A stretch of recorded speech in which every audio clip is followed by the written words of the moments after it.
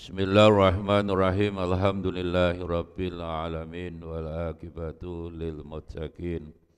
Allahumma shalli wa sallim wa barik ala sayyidina Muhammad wa ala alihi wa ashabihi ajma'in wa ba'd. Wa qala al-musannifu rahimahullah ta'ala bi ulumihi wa maddana bi asrarihi fit dharaini amin ya rabbal alamin.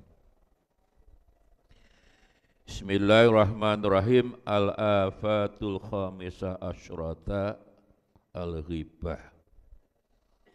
Al-afatul khamisatu asyrah utawi bahaya kang nomor 15. Ya, bahaya dari lesan. Iku al-ghibatu ghibah. Qad nasa bener-bener mun mertelake,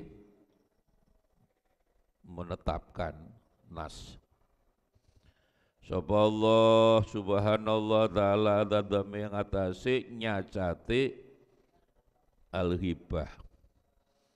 Jadi Allah di dalam Quran betul-betul zamun menyacat, ya, madhmumah, dari kata zam menjadi madhmumah. Akhlakul madhmumah, akhlak yang dicacat, yang elek, kebalikannya yang mahmudah.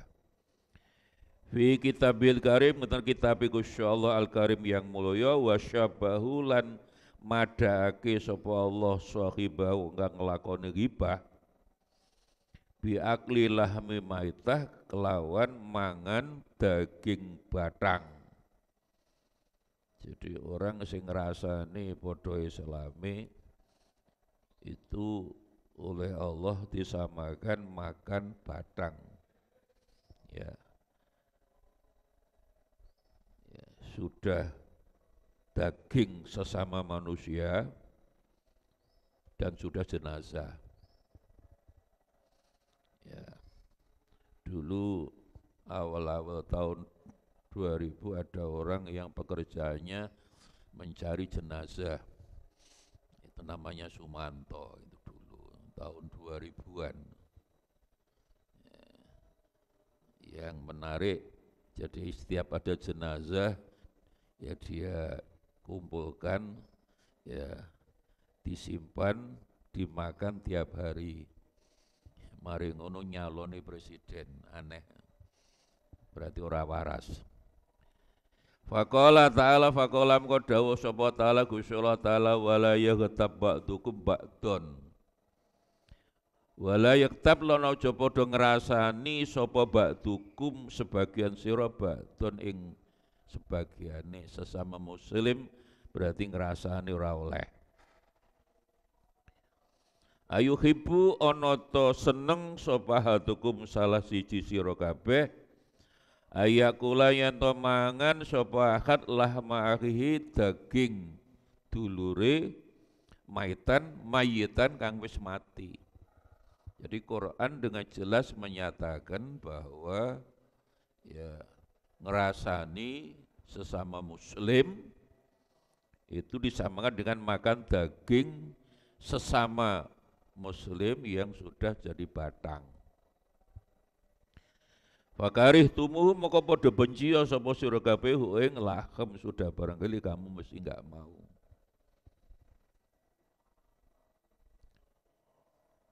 Inilah sekali lagi dadi ghibah itu kata ghibah kan gaib, orangnya ndak ada kok. Ya, dia dirasani dengan menyebutkan sesuatu yang jelek. Namanya manusia masih ada sifat kekurangannya, kekhilafannya. Tapi kita nyebut itu gak oleh. Karena innamal mu'minuna ikhwah. Ya. Padha iman iki dulur, ngrasani gak oleh apalagi jiwit. Ya. Apalagi memukul, apalagi membunuh, ya. Wa qala sallallahu alaihi wasallam qala wis dawuh sapa sallallahu alaihi wasallam Gusti Rasul sallallahu alaihi wasallam kulul muslim saben-saben muslim alal muslim ing atase muslim yang lain iku haramun haram. Siji apa damuhu darahnya, berarti sama muslim mengalirkan darah tidak boleh, melukai apalagi membunuh. Wa malihilan hartane mengambil harta podo Islam ya ora oleh, wa irdihlan kehormatannya. Yeah. Nyebut kekurangan saudaranya itu berarti kan menjatuhkan martabat, itu tidak boleh. Wal ghibatu utawi ghibah iku tatanawalu mengku al idha ing kewirangan. Jadi setiap ghibah selalu berhubungan, beririsan bahasa sekarang dengan menjatuhkan wirang. Malu, kemaluan, memperbesar kemaluan. Wa qala lan wasdawu sapa sallallahu alaihi wasallam ya ma'syara man amana bilisanihi. Ini hadis menarik. Ya ma'syara man hi golongane wong amanah kang iman sapa wong bilisani lan lisane walam yu'min lan tetapi ora iman biqalbihi kelawan atine.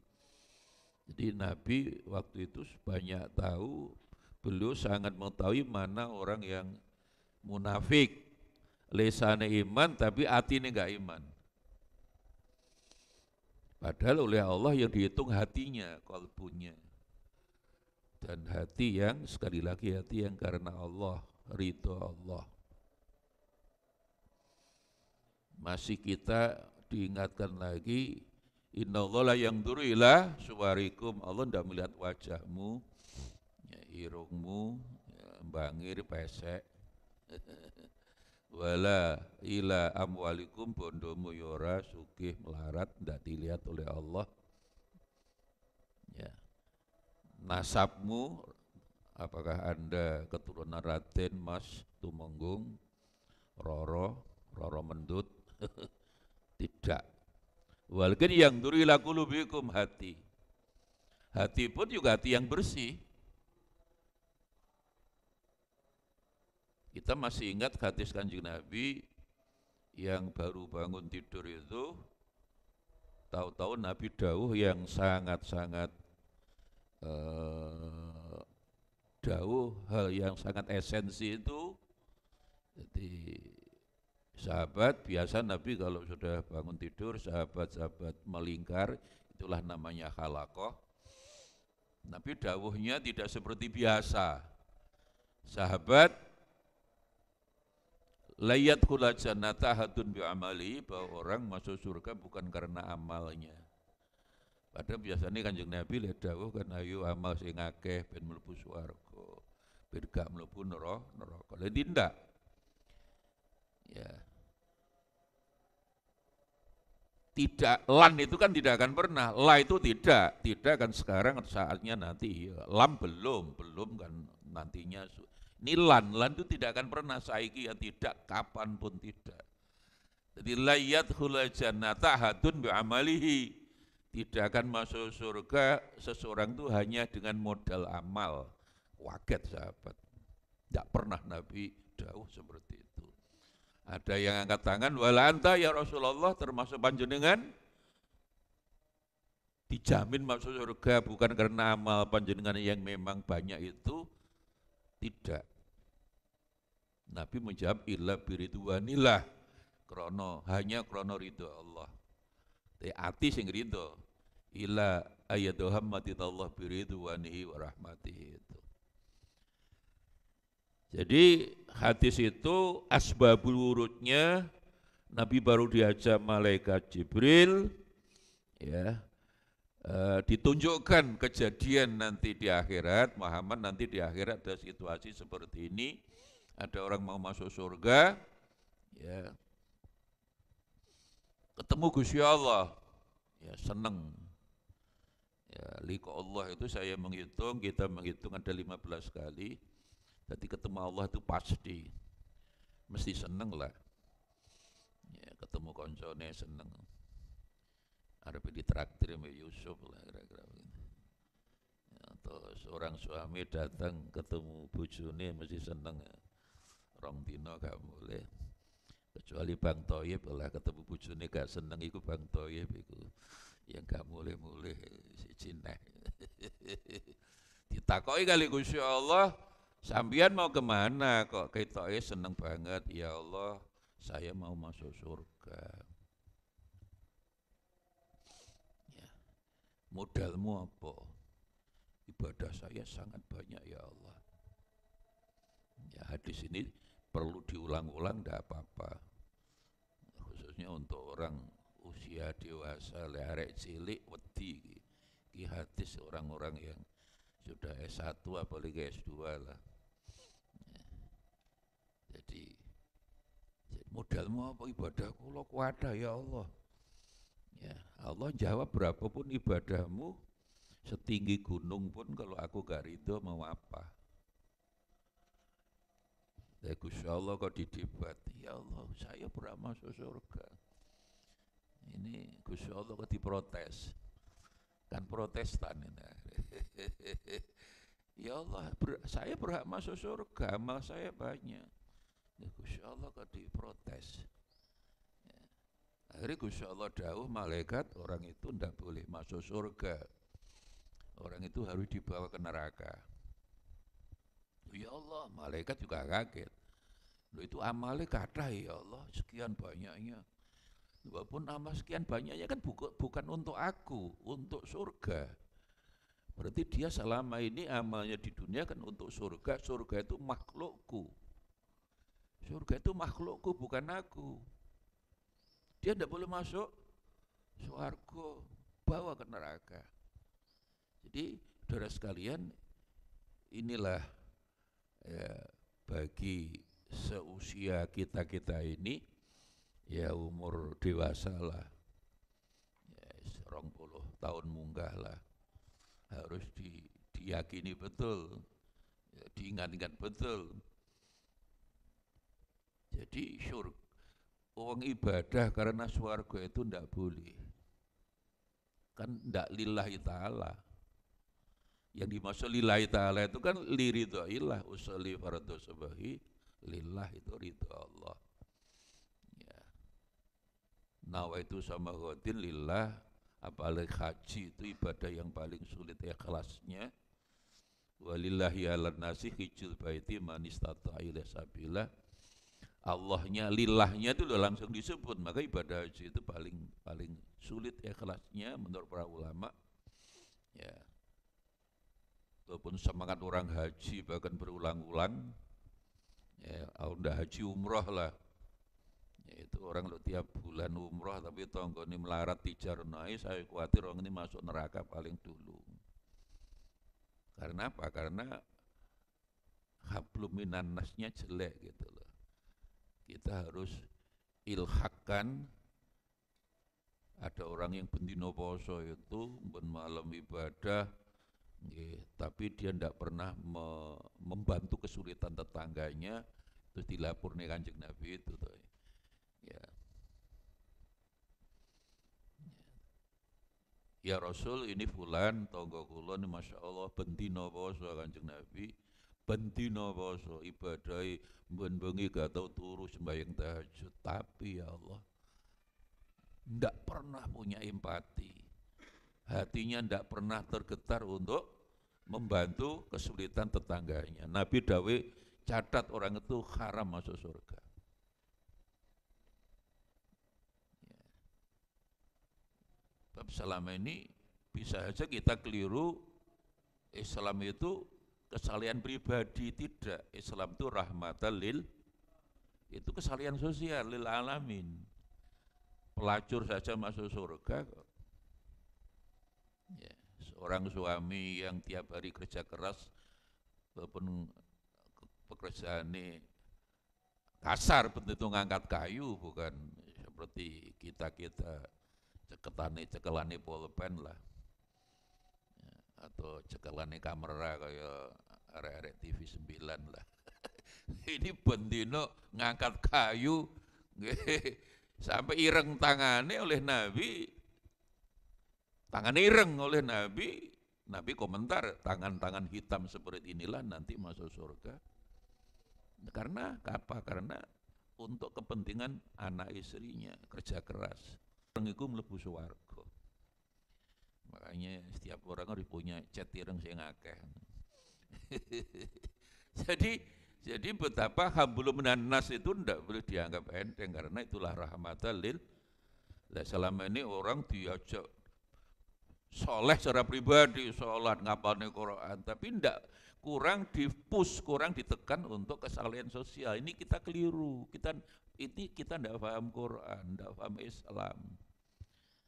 Itulah saya selalu meyakini Islam dirikan selamat itu tidak boleh. As-salama yuslimu fi'il muta'addi, harus dijadikan menyelamatkan. Lek salima selamat, orangnya salimun. Lek as-salama orangnya muslim, muslimah. Ini bukan orang yang salah, menyelamatkan. Makanya bahasa menyelamatkan podo bahasa merahmati, rahmatan lil. Dan yang dirahmati seluruh alam, seluruh makhluk gitu loh. Ya, kita juga sedih kalau ada orang ya memahami ayat itu rahmatal hanya lil muslimin, lah ndak podo islami diketaki lek gak oleh. Ya. Pokoknya ndak muslim dimusuhi, enggak bisa dong. Ya. Ndak paham agama mereka, literasinya masih lemah. Karena rahmatal lil alamin. Berarti pada hakikatnya Islam itu kesalian sosial, kesalian pribadi, soleh secara pribadi itu menjadi instrumen menuju kesalian sosial. Itulah saya selalu memberanikan kalau ada orang 2 bulan sekali umroh, seperti kapan saya di Nganjuk di pameri wong sugih itu, ya cuma saya tidak ngomong juga, Bali, wingi kula sak keluarga umroh pun mampir Mesir. Kemarin mampir Turki, ini mandi kanten niku kula mampir Amerika. Hati saya mengatakan ini yang penting umroh ya Amerika nih. Ya duit-duit dia gak apa-apa, tetapi kalau dia uang sekian banyaknya tinggi umroh yang ada kesan seneng-seneng tok itu sementara tonggone gak iso mangan di jarno itu lihat aprone Kanjeng Nabi, orang macam itu akan masuk neraka paling dulu. Kita khawatir. Karena dia tidak paham Islam. Islam itu bukan untuk kesenangan kita. Islam itu untuk fuqara masakin, anak yatim, rondo-rondo garing. Di Jawa ini kan selalu ada 3 macam rondo, rondo garing, rondo teles, rondo royal. Rondo garing itu rondo melarat, rondo teles itu ya rondo sugih. Cuma kita yang bingung kalau ditanya rondo royal apa, ini bingung. Wong tempe digoreng jenenge tempe goreng. Tahu digoreng ya tahu, bareng tape digoreng kok jenenge. Itu kan cara ngaji teng padha diiklal mukilat kulipe kok fasoro, itu bingung. Lah itu justru itulah Islam, rahmatan lil alamin. Dan kita juga menjadi prihatin ada pemimpin Islam bukan rahmatan, pekerjaan itu marahtan lil alamin. Allahu Akbar, Allahu Akbar, Allahu Akbar. Ya. Katanya bela Islam, tapi gak oleh amplop muring-muring. Itu cari ini, itu tidak rahmatan lil alamin, bukan marahtan lil. Itu mesti ngaji ini gak tutup, saya khawatir itu. Allahu Akbar, cari bela Islam. Ya, gak kayak amplop muring-muring lil amplop itu. Ya. Rahmatan lil alamin, marah-marah bela Islam. Islam kok dibela. Ya. Jadi kita meneruskan hadis tadi ini penting, mumpung kita ingat walaupun diulang-ulang berapa apa. Jadi disinilah akhirnya para ulama tasawuf membagi ibadah menjadi 3 itu ya. Syariat, tarekat, hakikat. Jadi orang ibadah karena swarga sebenarnya boleh, tapi itu ashabul bidayah. lil mubtadiin, orang yang baru mulai ibadah, arek cilik lah. Arek cilik. Yusuf arek cilik arek gede. Eh? Jadi kaya zaman kita cilik, cung, masjid cung, mboten Pak, mau tak tukoni es krim mungkin. Nah, itu kan swarga itu padha ambek es krim sebenarnya. Boleh, tapi ashabul bidayah baru mulai ibadah memang harus diiming-iming swarga, ditakut-takutin neraka bahwa ada punishment neraka. Tapi harus munggah pangkat. Tarekat itu takorub, makanya orang tarekat kalau afdhulu dzikri takoruban ilallah. Tapi yang paling dikehendaki Allah sebenarnya bukan sekedar takorub dekat Allah, tapi ridho Allah itu yang penting.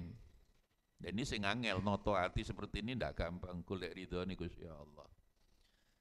Makanya yang paling hebat kita ini memang kiai Indonesia, khususnya kiai NU, itu kan waliullah banyak di nas. Waktu bulan puasa yang lalu itu nas'aluka ridhoka wal, wah itu luar biasa hebatnya. Itu mesti batinnya, mata hatinya kuat. Saya pernah diprotes, Pak Kiai, itu kan tidak ada dasarnya. Kalau doa Allahumma innaka afun karim tuhibbul afwa fa'fu anna, iya, tapi yang ini tidak ada. Tak jawab, ini kan susunan kiai Indonesia yang menerapkan dawai Gusti Allah bahwa bulan puasa itu ada 4 hal yang harus dilakukan menurut Nabi. 1, meningkatkan iman. 2, istighfar. 3, minta surga. Yang keempat, jangan sampai masuk neraka. Diwujudkan dalam bentuk doa itu. Yang biasa kita baca itu di bulan Ramadan diwaca ya oleh asyhadu alla ilaha illallah astaghfirullah nas'aluka ridhoka wal jannah wa na'udzubika min. Lah kuncinya kan ridhoka wal jannah. Jadi swarga itu karena ridho Allah. Banyak beberapa kiai untuk cukup ndonga nas'aluka ridhoka ya Allah. Kalau sudah oleh ridho Allah swarga itu manut. Ndak ngono kok dibid'ah no. Oh gitu kiai. Oh iya. Ilmumu durung cukup aku. Aja ngelok-ngelone kiai. Ilmumu durung cukup, aja sok keminter. Itu betapa luar biasa kiai-kiai Indonesia itu. Di Mekah ndak ada. Mekah tambah wong isine wong kafir. Data yang kami terima terakhir ini jadi di Iran yang paling tinggi, data terakhir bahwa di Iran itu yang sudah tidak beragama 47%. Yang kedua di Libanon 43%. Yang di penelitian terakhir kalau di Saudi penelitiannya agak ditafsir. 5% orang Saudi sekarang mengatakan aku memang kafir, ateis, tidak bertuhan. Tapi yang 19% mengatakan juga tidak beragama. Dan seluruh Timur Tengah kalau di jumlah total yang tidak beragama kafir sudah hampir 20%. Itu realitas yang cukup menarik akhir-akhir ini. Ini yang terakhir itu survei terakhir. Setelah diteliti mengapa? Jadi orang seperti kasus di Iran lah terakhir ini yang kita lihat, anak tidak pakai jilbab itu harus dibunuh itu gunung es. Ternyata segala sesuatu dipaksakan tidak boleh. Jadi penyebabnya satu, karena apa? Mereka menganggap pemimpin Islam tuh ngomongnya tok api, Islam selamat, menyelamatkan, kelakuannya tidak menghargai hak asasi manusia, radikalisme, kekerasan. Tidak bisa, dengan cara kekerasan tidak bisa. Itu di Timur Tengah. Ya, makanya nabi-nabi turun di Timur Tengah, tidak turun yang Surabaya, yang Jawa Timur. sing orang Jawa ini insya Allah orang di Indonesia lah dituturi jangel. Sing rada angel tuturane orang Timur Tengah, orang Mekah, orang angel tuturane. Mulai nabi-nabi kan turun di sana. Jadi sekarang perkembangan ini menarik. Banyak orang tidak tahu ini data terakhir ini, data terakhir. Jadi orang Saudi 19% menyatakan aku memang ateis, tidak bertuhan. Ya, yang 19% mengatakan tidak beragama, ghairu mutadayyin. Ada beberapa penelitian menyebutkan mengapa kok ada gejala orang tidak bertuhan. Sebenarnya dia jengkel dengan pemimpin-pemimpin Islam yang gayanya terlalu keras, kaku, radikal, sok bener, tidak menggunakan sentuhan-sentuhan hati. Wong berdakwah itu kan ud'u ila sabili rabbika bil hikmah wal mau'izatil hasanah wajadilhum billati hasan. Orang punya keyakinan tidak bisa ditembak kayak Densus mata ini arek-arek itu tidak akan berhasil. Quran tidak pernah salah. Harus diajak lugu bareng-bareng arek-arek teroris-teroris itu tidak perlu ditembak, duduk bareng-bareng, diajak mangan rawon setan bareng-bareng, diajak makan sop janda bareng-bareng itu. Kayak di depan UPN kan ada sop ayam janda itu. Harus rondo ini rondo garing merondo. Lah itulah yang terjadi. Ini Timur Tengah fakta terakhir cukup memprihatinkan karena apa? Ketika Islam, ajaran Islam didakwakan dengan kekerasan, dengan pemaksaan, selalu melanggar hak asasi manusia, ternyata tidak berhasil. Sama dengan orang Aceh yang sekarang tidak merekrut lagi, dulu anak-anak fakta syariah lulus menjadi polisi syariat. Saya dengar sekarang sudah tidak menerima lagi karena penerapan syariat Islam itu tidak akan berhasil kalau orang imannya tidak kuat.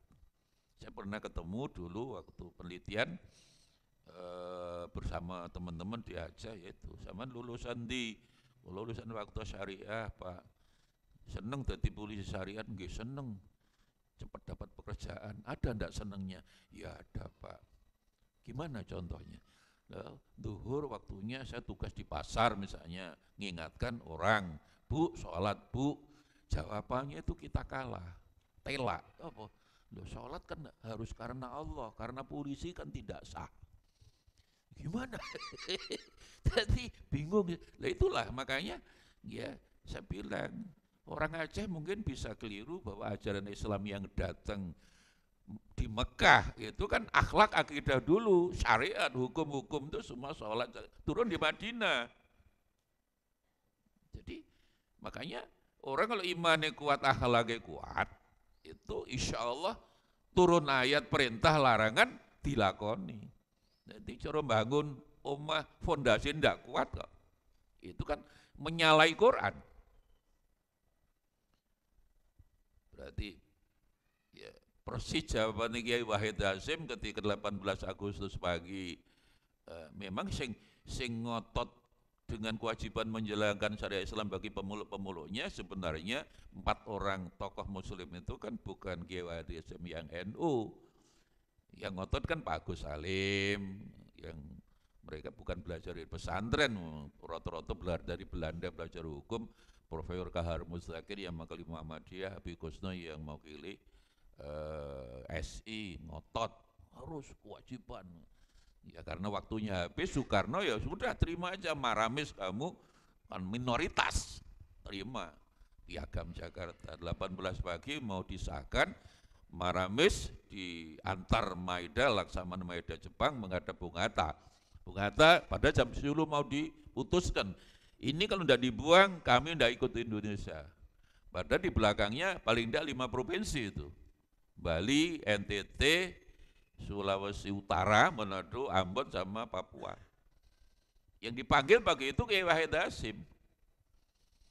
Muhammadiyah tidak diwakili Kahar Muzakir, diwakili 2 orang, Ki Bagus Hatikusuma sama Kasman, tapi sejak awal nggak terlibat. Sumatera diwakili Tengku Muhammad Hasan, Cina yang Muslim. Ya akhirnya ngambil keputusan ke Pak Kiai Wahid Hasyim. Jawab Kiai Wahid Hasyim, Bung Hatta dibuang mawon. Akhirnya sidang 18 Agustus kan akhirnya ditunda jam 1 setelah zuhur. PPKI memutuskan ketuhanan yang maha, titik, sudah selesai, tidak usah syariat dulu. Setelah selesai, bertiga, Pak Agus Salim, Profesor Kahar Muzakir sama Habib Kusno menghadap Bung Hatta. Bung Hatta kok dibuang, itu kan kesepakatan Piagam Jakarta. Pak Wahid yang akan jawab. Bertiga itu dijawab Pak Wahid Hasyim, lu bapak-bapak itu kalau syariat didulukan itu bertentangan dengan Quran. Quran itu syariat di Madinah, hukum-hukum. Di Mekah itu akidah dan akhlak. Oh gitu ya. Nah, Yang paling ahli agama kan Kiai Wahid Hasyim. Pak Agus Salim itu ahlinya bukan agama sebenarnya, kan hukum rata-rata di Belanda kayak Profesor Ramli. Bahwa mereka pembina Islam ya, tapi pemahaman tentang Islam kan tidak bisa ngalahnya Pak Wahid Hasyim yang belajar ini di pondok, mulai gudiken itu model pondok dulu kan gudiken. Yang fa'ala ya fulu fa'lan wa maf'alan wa huwa fa'ilun wa dzaka maf'ulun. Nah, zaman saya dulu terus guyonan ini kosaro yasiru sir-siran karena ya kunu konangan guyonane pondok pian. Ya, jadi yang paling ahli ya Pak, untung ada Kiai Wahid Hasyim, ku ndak dibuang. Saya hari ini membayangkan kasus Papua itu bendina polisi tentara ditembaki pemerintah itu tidak hanya di Papua, bisa di Bali, bisa di Manado, bisa di Ambon, bisa di NTT. Untunglah ada Kiai Wahid Hasyim, ayahnya Gus Dur yang memang alim, ya alim betul gitu loh. Alhamdulillah ada NU, karena NU negara bar. Ya, urusan agama ndak ana sing ngalahne NU. NU sing asil loh, tapi Nahdlatul Ulama. Hari ini banyak NU, tapi NU ini nunut urip ya. Aktif nang NU golek duit ning nunut kualat ya.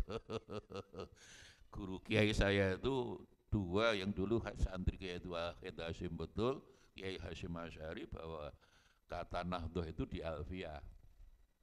Wa jurur awin sib tabil ladin khafat kamubtahi jahin wa malan manahat.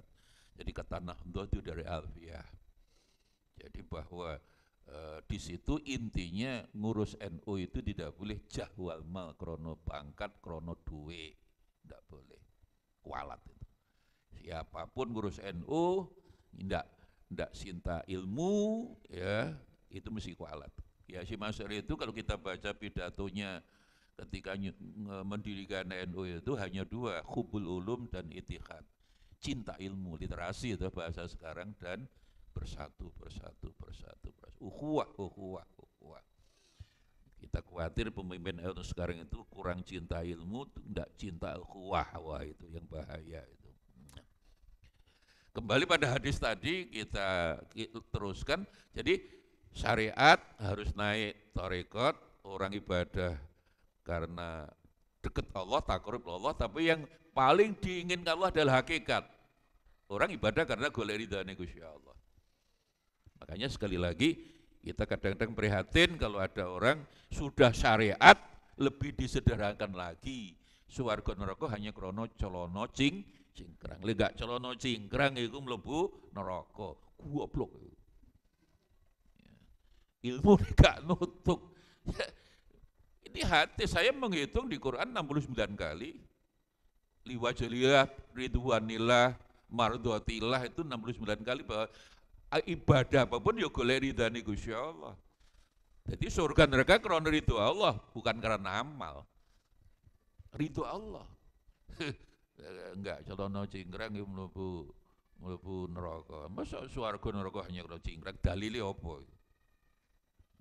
Itulah literasi, lagi-lagi orang-orang semacam itu tidak lungguh bareng-bareng, itu kone rawon setan bareng-bareng. Dalilmu apa kok swarga neraka hanya krono cingkrang, itu gimana itu. Nah ini pentingnya ilmu, sekali lagi pentingnya ilmu. Kita selalu menekankan ilmu. Yarfa'illahu alladhina amanu minkum walladhina utul ilma. Ya. Jadi kata daraja di situ adalah hubungannya dengan ilmu, maka penafsiran utul ilma di situ adalah orang yang berilmu, atau ilmu itu derajatnya lebih tinggi daripada iman. Itu yang kadang kita tidak tahu. Loh kok bisa Pak? Orang bisa beriman karena ilmu. Betul, Allah sangat menghormati orang yang berilmu. Ulama makanya. Bukan juhala. Jadi makanya ayat pertama kali turun Iqra, bacalah, kan ilmu. Apa ayat pertama kali sholat, zakat, haji, umroh, gak. Kawin gak. Ilmu. Jadi orang bisa beriman karena Jadi yarfa alladzina utul ilma alal ladzina amanu. penafsirannya. Jadi orang yang berilmu itu derajatnya lebih tinggi daripada orang beriman. Allah sah. Sudahlah ilmunya tinggi, derajatnya teko. Tapi kan repot. Gula ilmu tapi yang diperbanyak tidurnya, tedung yang banyak. Ya pancet aja santri kakean turu, ilmunya dari mana? Ilmu turu. ya, ya pokoknya wis digugah lah.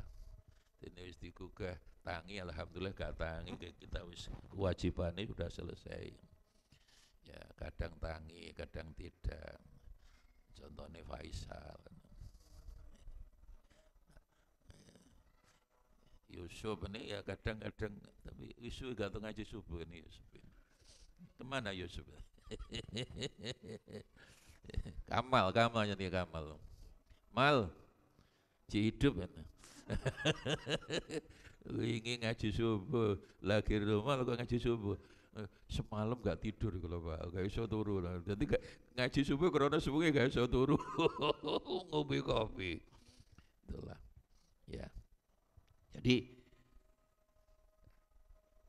yang harus orang seusia kita ini golek ridhane Gusti Allah itu yang penting. Angel notati angel, tapi insyaallah yang betul karena Allah itulah yang membuat kita tidak stres. Ya Allah. Nah, kembali pada ya ma'syara man amana bilisani walam yu'min biqalbihi. Lah ini. Jadi Nabi itu pernah dawuh, ini kan wahai orang yang beriman dengan lisannya tapi hatinya tidak beriman. Berarti Allah, Nabi tahu orang yang munafik dan tidak tahu. La takhtabu ojo podo ngrasani sira kabeh al muslimin ing wong Islam kabeh. Tidak boleh. Qur'annya sudah jelas tadi. Itulah sesama muslim itu dulur. Ya. Dan inilah akhlak. Sekali akhlak. Kiai kefikihan mesti keren gitu, saya lihat. Walaupun NU lah, dia lebih fokus bahwa fikih itu segalanya. Iya, mesti keren. Akhlak, akidah dulu. Quran turun di Madinah, akhlak, akidah. Lah akhlak pada Allah itulah namanya tasawuf sebenarnya kan begitu. Ya. Jadi fikih itu nanti kalau akhlaknya bagus dulu. Kiai Hamid itu saya dulu ya Hamid Pasuruan, setiap orang datang golek mantu dulu kan mesti ya Hamid, Mbah ini calon mantu kula setunggal alim, wah fikih muateng yai, kitabe Takri, I'anah, Tufah, ya Minhaj, ya I'anah, apa itu Bujairimi Wahab, Bujairimi siapa itu satunya lagi itu, tapi akhlaknya kirang saya kiai. Sing setunggal itu akhlaknya saya tapi ngaji fikih kirang mateng. Sing pundi? Sing akhlaknya apik. Banyak orang dulu lah garanya akan matur ya Hamid akhlak. Ya memang mantu itu golek mantu mesti ya sing akhlaknya apik, pinter, sugih, ganteng. Dua itu top. Nah, santri Al-Husna, itu mesti cepat wayu rabi itu mesti. Seperti saya pernah ceritakan Gus di Rembang Lasem sana. Yaiku adike wedok durung payu rabi kabeh umur 40 tahun, sitok kepala rumah sakit dokter, sitok kepala PA pengadilan agama. Tapi pesennya angel. Pali nek ono sinten santri-santri atau sinten zaman kula DPR kok apalagi tentang DPR. Napa Gus? Soleh, ganteng, sugih. Kan angel. Soleh, ganteng, sugih. Enten kanca kula DPR Gus, tapi ya wis duwe bojo kabeh. Ojo. Oleh setahun aku, Gus, mboten enten Gus, enten santri kula. Ganteng, soleh, tapi mboten sugih. Ya aja lah. Ya 40 umure. Ya li dini hawae lah mestinya. Ya. Apalagi sekali lagi ini kita prihatin Ya, di Indonesia semangat kawin tinggi tapi semangat cerai juga tinggi, ini yang kita prihatin, Saudara. Jadi data Kementerian Agama perceraian sangat meningkat, 70% itu masih perceraian itu gugat cerai perempuan. Tapi di Cina sekarang orang semangat kawin tinggal 40%. Di India itu tinggal bukan di India, di Jepang mungkin tinggal 35%, Filipina, Thailand, Korea, Taiwan itu sama semua. Di sana rata-rata semangat kawin tidak ada.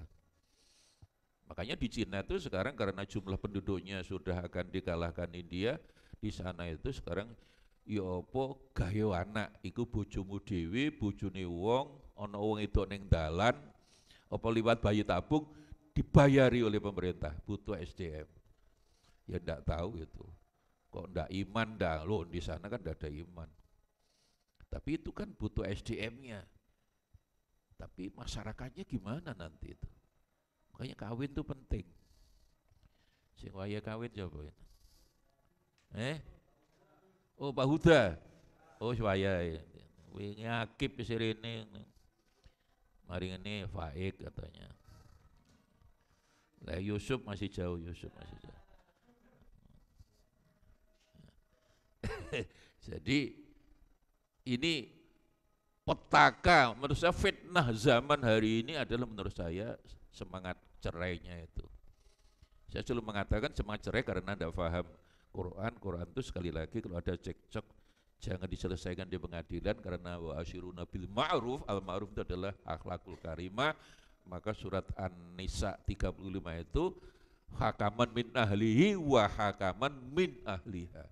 Jadi udah ada syikok, tengkar suami istri, keluarga laki perempuan duduk bareng-bareng untuk mengislahkan. Bukan dibawa ke pengadilan, pengadilan ya cerai betul. Oh, arek-arek jurusan HKI, ahwalus sahsiyah itu 3.500.000 ini sidang 2 kali cerai. Makanya saya sedang ngajar S3 di UIN, ada yang S3 ahwalus sahsiyah sekarang kan jadi pengacara lah. Ya gimana? Prof, kalau saya hari ini pekerjaannya disut. Iya, tapi ojo mempermudah cerai lah kan. Ya, duitmu akeh hanya mempercepat perceraian dosa ya. Loh iya, itu kan mahasiswa kita semua jurusan ahwalus sahsiyah. Bukan kamu turun lulus kamu, sing mari lulus itu ini siapa Murad.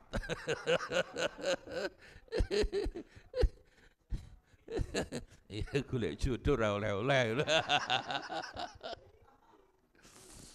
Lah, jadi Nabi tahu la takdzabul muslimin, sama jangan kamu ngrasani sapa do islami. Wala tatabiu auratihim. Ojo niti-niti goleki aurat kekurangan mereka. Bahwa tiap orang punya salah, iya kekurangan iya, tapi lo digoleki salah terus kan enggak boleh. Wala tajassasu itu. Tajassus itu kan nyari-nyari kesalahan orang. Wala tajassasu itu ya oleh niti-niti kita tetap tabiu tajassasu bodoh. Wala tajassasu lan ojo ujas-ujus sira. Fa innahum maka satu menit kelakuan man uta sapa wong tatabiu niti-niti goleki lah aurati akhi, golek kekurangane salahe dulure. Tatat ba maka bakal buka sapa Allah Gusti Allah auratahu aurat dia, aib dia. Jadi orang senang buka aib orang, dia akan dibuka aibnya oleh Allah Subhanahu wa taala. Makanya kiai-kiai sepuh, kiai saya dulu alimasan kalau serani dilokne wong goto alhamdulillah. Ndak usah muring-muring. Ngoten kiai. Iya, itu kamu sabar dosa muntek. Alhamdulillah, ndak usah marah. Termasuk dibuka auratmu kamu ndak usah marah. Tapi kamu dilem wong malah istighfar. Jadi kamu dilem wong pinter santri. Kok rajin, ojo aku kok jangan. Apa orang ngelem awakmu kan mereka belum tahu kelemahan sampean. Orang yang ngelem sampean itu karena belum meruh kekurangan sampean, kelemahan sampean, aib sampean. Kok dia tahu aib sampean, kekurangan sampean, dia pasti tidak akan ngelem sampean. Makanya ada dilem uang malah astagfirullah, astagfirullah. Itu saya ngambil, lek dilokne uang, alhamdulillah. Nah kita kan enggak, lek dilokne muring-muring, lek dilem aku. Lambe ini, bukan lambe ini, kupingnya tambah gede.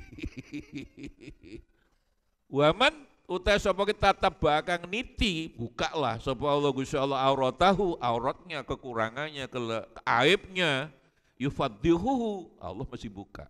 Meleh-melehno dibuka di muka umum. Walau fi jaufi berarti walaupun dia di tengah rumahnya. Artinya walaupun dia sangat nutupi kelemahan dia, mesti dibuka oleh Allah. Jadi makanya kalau ada aib orang lain itu malah ditutupi. Ya, siapapun punya kekurangan, aib itu, masya Allah. Aurat di sini sebenarnya sesuatu yang paling dalam, terutama yang elek-elek. Jadi kita suka nutup aib orang lain, kekurangan kita akan ditutup oleh Allah Subhanahu. Sebaliknya wong suka buka aib orang, wah pada saatnya Allah mesti buka aibmu. Ya, koyo bener-bener sakarepe dhewe, ndaklah. Kita husnudon, lebih banyak husnudon. Wan Mujahid annahu qala fi qouli ta'ala wailul likulli humazah. Ya, Mujahid itu Mujahid bin Jubair, ya orang Madinah yang boleh dipegangi penafsirannya. Sekali lagi kita harus memegangi dawuh Kanjeng Nabi, man fassaral Qur'ana bi ra'yihi falyatabawa magdahu minan.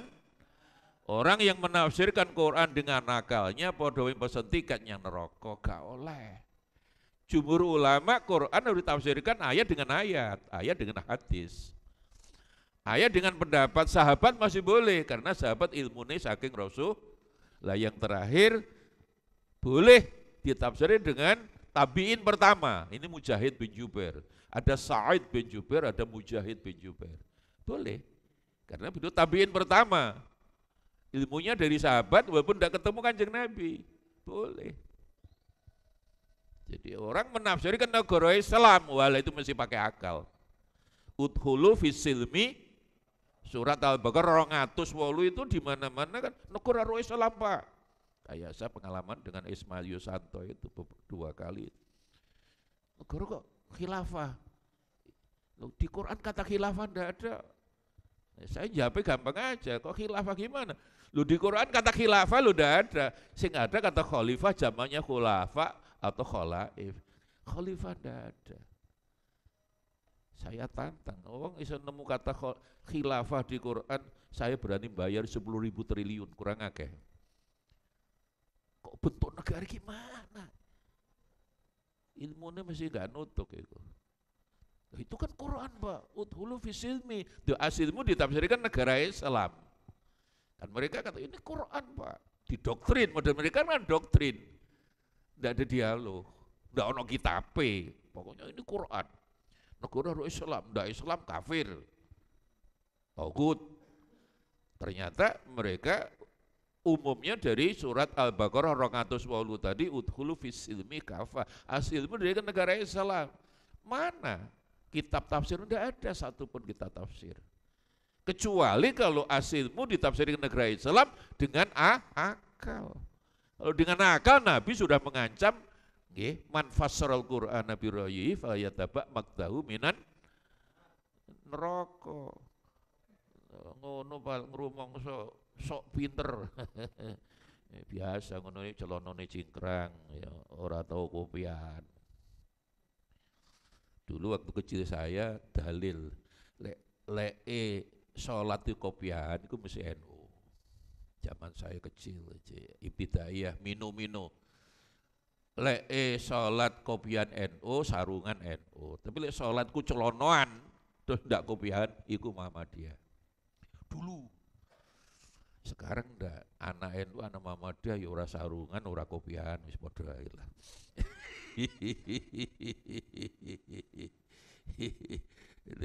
Saya masih teringat bapak saya kan jambes mondok itu sering tidak debat urusan ngono-ngono itu. Ya.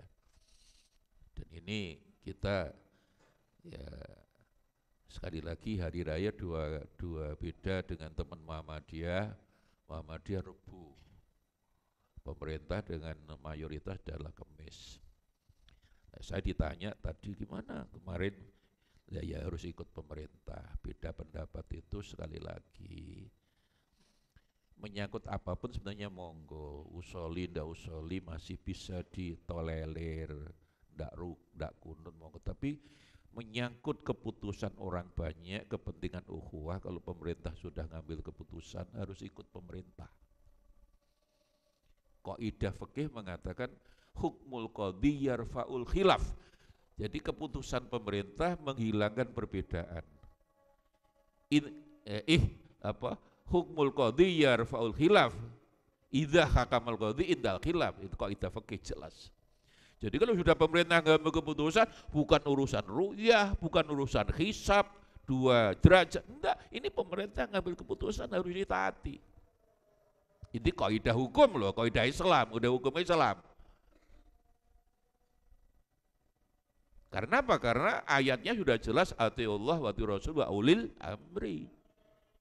Taat Allah dan pemerintah, taat kepada pemerintah. Dan boleh taat Allah wani pemerintah gak iso. Quran ini. Jadi jelas, jadi le usul fikih itu adalah dapurnya lah, bagaimana cara masaknya, ini haram, ini makruh, ini wajib. Tapi kaidah fikih sebenarnya kan itu Quran kita hadis.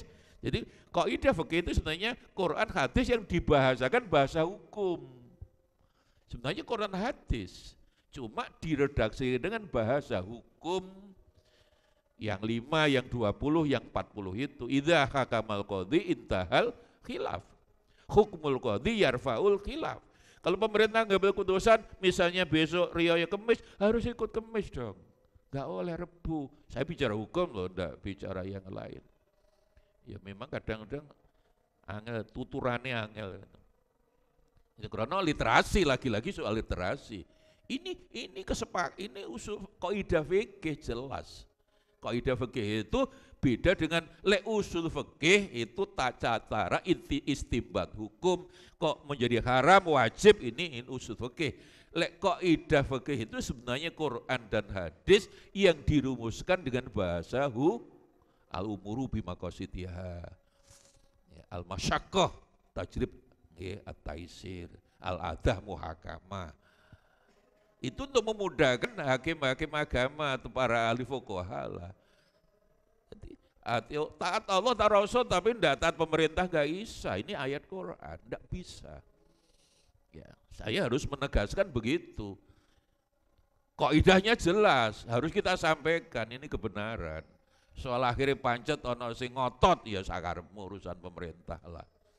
Saya juga sedih lah urusan kemarin sampai akhirnya harus ya dikeluarkan dari BRIN, dari pegawai LIPI itu juga keterlaluan. Tidak bisa, ini dasar. Kalau sudah pemerintah ngambil keputusan harus ikut pemerintah dong, tidak boleh sakarep. Ini negara, aturan, harus aturannya. Wailul likulli humazah. Humazah itu at-ta'an menurut Mujahid bin Jubair, orang yang banyak nyacat, ngelok-ngelok nih. Walumazah itu orang yang juga banyak nyacate.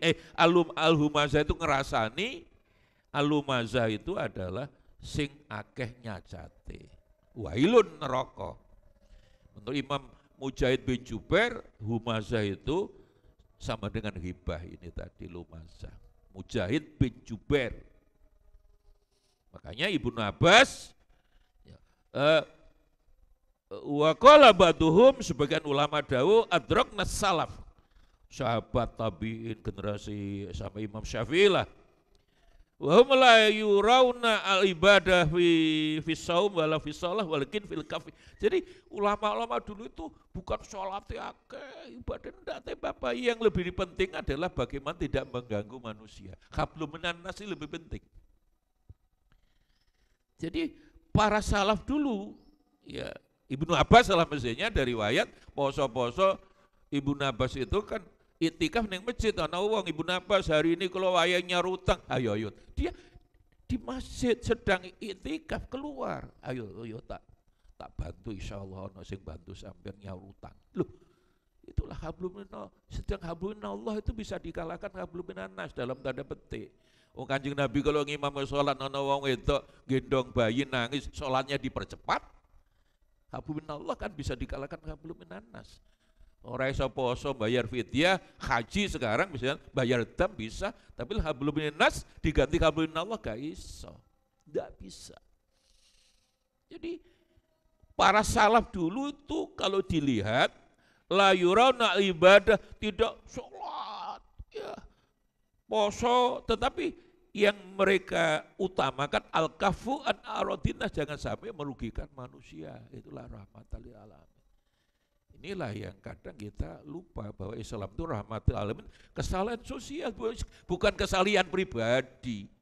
Nah, umumnya kita kadang-kadang mementingkan kesalahan pribadi, boleh, tapi kesalahan pribadi itu modal untuk mewujudkan kesalahan rahmatal lil. Nah, inilah yang kadang-kadang ngaji ini harus diulang-ulang, tidak boleh sekali berhenti. Wa qala Ibnu Abbas, idza aradta an tadhkura uyuba sahibak fadhkur uyubaka, jelas Ibnu Abbas. Kalau kamu ingin buka aurat aib kancamu, jangan aibmu dibukaan sih. Gajah di kelopak mata tidak tampak, kuman di seberang lautan. Gajah itu gede, raja. Ya Fatah, raja. Itu tempatnya di Madura sana. Itu kelihatan, salah orang. Padahal raja itu. Tapi salah dewe, gede dengan beda kita. Tapi kuman di seberang lautan, ya Kenny. Kecil apa? Kenny. Lah ya salah uang cili, tapi di seberang lautan kita, itulah manusia. Padahal gajah itu raja. Itu di depan mata bisa. Bayanu maknal hibah wa hududuha wallahu a'lam bisawab. Ya Rabbi bil balik maqasidana mamadaya wasi'al karami maulaya sholli ala habibika khairil halqi kulli wal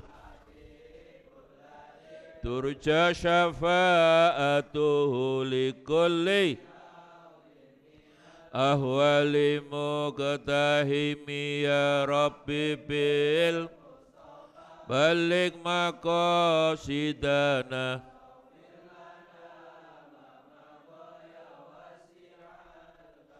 hasbunallah wa ni'mal wakil ni'mal maula wa ni'man nasir hasbunallah wa ni'mal wakil ni'mal maula